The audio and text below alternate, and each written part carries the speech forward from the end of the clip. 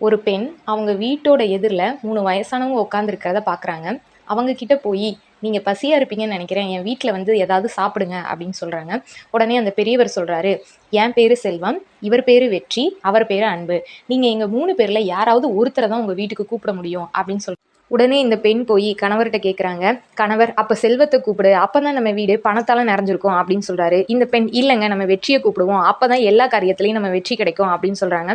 இவங்களோட பொண்ணு, "இல்லை, நம்ம அன்பை கூப்பிடுவோம், அப்போ தான் நம்ம வீடு அன்பால் நிறைஞ்சிருக்கும்" அப்படின்னு சொல்கிறாங்க. உடனே இவங்க போய், "அன்பு, நீங்கள் வாங்க" அப்படின்னு கூப்பிடுறாங்க. அன்பு வரையும் பின்னாடியே செல்வமும் வெற்றியும் சேர்ந்து வராங்க. இவங்களுக்கு ஒரே ஆச்சரியம். உடனே அந்த பெரியவங்க சொல்கிறாங்க, "நீங்கள் செல்வத்தையோ வெற்றியையோ தேர்ந்தெடுத்திருந்தீங்கன்னா மித்த 2 பேரும் வந்திருக்க மாட்டாங்க. ஆனால் நீங்கள் தேர்ந்தெடுத்திருக்கிறது அன்பை. அதனால தான் கூடவே நாங்கள் 2 பேரும் வரோம்" அப்படின்னு சொன்னாங்களாம். எந்த ஒரு வீட்டில் அன்பால் நிறைஞ்சிருக்கோ அந்த வீட்டில் வெற்றியும் செல்வமும் என்றைக்குமே நிலச்சிருக்கும். அன்பே சிவம்.